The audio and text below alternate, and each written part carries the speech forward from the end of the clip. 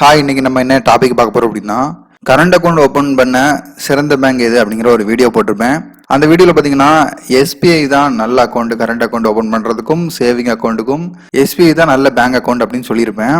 எதுக்கு அப்படின்னா, எஸ்பிஐ பொறுத்த வரைக்கும் பிஸ்னஸ்க்குன்னு தனியாக அப்ளிகேஷன் வச்சுருக்காங்க. அதாவது கரண்ட் அக்கௌண்ட் ஓப்பன் பண்ணுறவங்களுக்கு பிஸ்னஸ் எஸ்பிஐ அப்ளிகேஷன் வச்சுருக்காங்க. சேவிங் அக்கௌண்ட்டுக்கு தனியாக ஒரு அப்ளிகேஷன் வச்சுருக்காங்க. ஸோ இவங்க வந்து கரண்ட் அக்கௌண்ட்டுக்கு தனியாகவும் சேவிங் அக்கௌண்ட்டுக்கு தனியாகவும் நிறைய விஷயங்கள் தனித்தனியாக செய்கிறாங்க. ஸோ இப்போ axis bank, ICICI, Indian Overseas bank, Indian bank எல்லாமே என்ன பண்ணுறாங்க அப்படின்னா, சேவிங் அக்கௌண்ட்டுக்கு தனியாகவும் பிஸ்னஸ் அக்கௌண்ட்டுக்கு தனியாகவும் அவங்க வந்து மெயின்டைன் பண்ணல. ஸோ நான் அக்கௌண்ட் ஓப்பன் பண்ணும்போது சேவிங் அக்கௌண்ட்டுக்கும் கரண்ட் அக்கௌண்ட்டுக்கும் தனித்தனியாக அப்ளிகேஷன்லாம் கிடையாது. இந்த ஒவ்வொரு பேங்க்லேயும் ஒவ்வொரு சிக்கல் இருக்குது. எப்படின்னு சொல்கிறேன் பாருங்க. அதாவது இப்போ ஆக்சிஸ் பேங்க் எடுத்துக்கிட்டீங்க அப்படின்னா, முதல்ல நான் ஆக்சிஸ் பேங்க்கில் தான் வந்து அக்கௌண்ட் ஓப்பன் பண்ணேன். என் ஃப்ரெண்டு மூலமாக ஓப்பன் பண்ணேன். அதுக்கான காரணம் என்ன அப்படின்னா, ப்ரைவேட் பேங்கை பொறுத்த வரைக்கும் உங்கள் டிரான்சாக்ஷன் பார்த்துட்டு அதிகப்படியான லோன் தருவாங்க. ஸோ எனக்கு ஒரு 10 லட்ச ரூபா லோன் கிட்ட தேவைப்பட்டுச்சு. ஸோ அதனால் நான் என்ன பண்ணேன் அப்படின்னா, ஆக்சிஸ் பேங்க்கில் வந்து போட்டு நம்ம இது பண்ணலாம் அப்படின்னு சொல்லிட்டு ஆக்சிஸ் பேங்க்கில் வந்து நான் கரண்ட் அக்கௌண்ட் ஓப்பன் பண்ணேன். ஸோ அதுக்கு முன்னாடி இன்னொரு முக்கியமான விஷயம் சொல்லிடுறேன். அமேசான், மீஷோ, ஃப்ளிப்கார்ட் இதெல்லாம் வந்து சேவிங் அக்கௌண்ட்டு வேணுமா, கரண்ட் அக்கௌண்ட்டு கம்பல்சரியாக ஓப்பன் பண்ணுமா அப்படின்னு கேட்டிங்கன்னா, நானும் சேவிங் அக்கௌண்ட்டை வச்சு தான் நான் பண்ணலான்னு உள்ளே வந்தேன். ஆனால் பார்த்தீங்கன்னா, எப்போ ஜிஎஸ்டி எடுத்தனோ அப்போவே வந்து கரண்ட் அக்கௌண்ட் வேணும் அப்படின்னு சொல்லிட்டாங்க. அதாவது என்னோட ஆடிட்டர் என்ன சொன்னாங்க அப்படின்னா, கரண்ட் அக்கௌண்ட் வச்சு நீங்கள் ஜிஎஸ்டி ஃபைல் பண்ணால் தான் ஃபியூச்சரில் வந்து நீங்கள் லோன் எடுக்கிறதா இருந்தாலும் கொஞ்சம் பெஸ்ட்டாக இருக்கும். எல்லாத்துக்குமே இப்போ கரண்ட் அக்கௌண்ட் தான் கேட்குறாங்க அப்படிங்கிற மாதிரி சொன்னதுனால நான் வந்து கரண்ட் அக்கௌண்ட் எடுக்கலாம் அப்படின்னு முடிவு பண்ணேன்.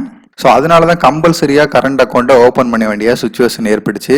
மித்தபடி பார்த்தீங்கன்னா அமேசானில் ஜென்ரிக்கில் சேவிங் அக்கௌண்ட்லேயே போதுமானது அப்படின்னு சொல்லிட்டாங்க. ஸோ அப்போ ஆடிட்டிங்கை பொறுத்த வரைக்கும் கரண்ட் அக்கௌண்ட் தேவைப்பட்டுச்சுன்னா நம்மளுக்கு வந்து ஜிஎஸ்டி ஃபைல் பண்ணணும், லோன் எடுக்கணும் அப்படிங்கிற ஒரு கான்செப்டில் நான் என்ன பண்ணேன் அப்படின்னா, ஆக்சிஸ் பேங்க்கில் கரண்ட் அக்கௌண்ட் ஓப்பன் பண்ணிட்டேன். ஸோ அதுக்கடுத்து பார்த்தீங்கன்னா எனக்கு 5000 ரூபா மெயின்டைன் பண்ண முடியல. ஸோ அப்போ 2000 ரூபா எடுக்கும்போது என்னாச்சு அப்படின்னா, அவங்க ஒரு ஃபைன் அமௌண்ட் போட்டாங்க. லோ பேலன்ஸ் மெயின்டெனன்ஸ் சொல்லிட்டு ஒரு 1000 ரூபா போட்டாங்க, 900 ரூபா சம்திங். அப்போ நான் வந்து கேட்கும்போது, சார் இந்த மாதிரி இது வந்து ப்ரொசீஜர் சார் அப்படின்னாங்க. அதே நேரத்தில் இன்னொரு வேலையும் பார்த்தாங்க. அதாவது அக்கௌண்ட் ஓப்பன் பண்ணும்போது ஒரு 500 ரூபா எடுத்துட்டாங்க. என்னன்னு கேட்டதுக்கு ஏடிஎம் சார்ஜ், அப்புறம் புக்கு சார்ஜ் என்னென்னமோ சொன்னாங்க. சரி விட்டுட்டேன். ஸோ இந்த மாதிரி தொடர்ந்து ஒரு சின்ன சின்ன அமௌண்ட் வந்து போகிற மாதிரி இருந்தது. கணக்கு பார்த்ததுல வந்து நமக்கு தெரியாமல் எடுத்தா என்ன ஆகும் அப்படிங்கிற மாதிரி ஒரு டென்ஷன் ஆயிடுச்சு. ஸோ அதுக்கடுத்து நான் வந்து ஒவ்வொரு பேங்காக விசாரித்தேன். ஸோ ஐசிஐசி பேங்க்கு போனப்போ அவங்க 10000 ரூபா நீங்கள் கட்டணும், அதே நேரத்தில் வந்து நீங்கள் லோ பேலன்ஸ் இருக்கக்கூடாது, அதுக்கு நாங்கள் வந்து அமௌண்ட் எடுப்போம் அப்படிங்கிற மாதிரி சொன்னாங்க. ஸோ ஹெச்டிஎஃப்சி போனேன். ஸோ எல்லா ப்ரைவேட் பேங்க்லையும் ஒரே விஷயத்தை தான் ஃபாலோ பண்ணிட்டு இருக்காங்க.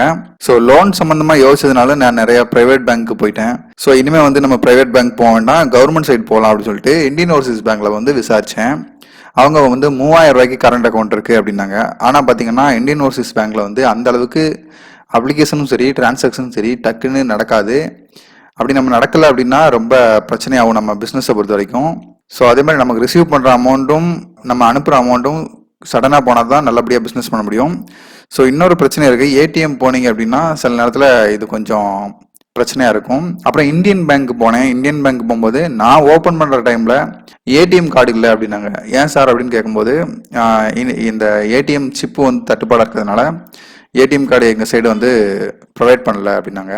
ஸோ ஏடிஎம் கார்டு கம்பல்சரி அப்படிங்கிறதுனால நம்ம வந்து அந்த அக்கௌண்ட் ஓப்பன் பண்ண வேண்டாம் அப்படின்னு முடிவு பண்ணியாச்சு. ஸோ இந்தியன் பேங்கை பொறுத்த வரைக்கும் அப்ளிகேஷனும் சரி இந்தியன் ஓவர்சீஸ் பேங்க் மாதிரி தான் இருக்கும். கொஞ்சம் தடுமாற்றங்கள் இருக்கும். ஸோ அதுக்கப்புறம் வந்து நீங்கள் போனீங்க அப்படின்னா கொஞ்சம் உங்களுக்கு வந்து சரியான பதில் இருக்காது. ஸோ இந்த மாதிரி நிறையா தடங்கள் வந்து இந்தியன் பேங்க்கில் வந்ததுனால நான் எஸ்பிஐக்கு போனேன். பார்த்தீங்கன்னா லாஸ்ட்டாக தான் எஸ்பிஐக்கு போயிருக்கேன். பட் ஆனால் பெஸ்ட்டாக இருந்துச்சு. என்ன மாதிரி அப்படின்னா, கரண்ட் அக்கௌண்ட்டுக்கு 5000 ரூபா தான் வாங்கினாங்க. ஸோ அதே நேரத்தில் நான் போனப்போ தான் அந்த ஸ்கீமே வந்து ஓப்பன் பண்ணியிருக்காங்க. அது வரைக்கும் 10000 தான் வாங்கிட்டு இருந்தாங்க. நான் போனப்போ 5000 ரூபா ஸ்கீம் கொண்டு வந்தாங்க. அது வந்து உங்களுக்கு வந்து தனியாக வந்து உங்களுக்கு ஒரு கரண்ட் அப்ளிகேஷனுக்கு, அதாவது பிஸ்னஸ்க்குன்னு ஒரு தனியாக அப்ளிகேஷன் வச்சுருக்காங்க. அப்புறம் ஏடிஎம் கொடுத்துட்றாங்க தனியாக. ஸோ உங்களுக்கு எல்லாமே வந்து ஃபாஸ்ட்டாக நடக்குது. அதாவது உங்களுக்கு எல்லா டிரான்சாக்ஷனும் ஃபாஸ்ட்டாக இருக்குது, எந்த தடையும் இல்லை.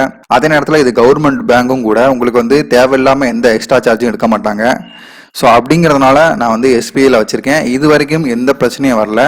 உள்ள எஸ்பிஐ போகும்போது என்ன சொன்னாங்க அப்படின்னா, ஒரு சீலும் வந்து எடுத்துட்டு வாங்க அப்படின்னாங்க.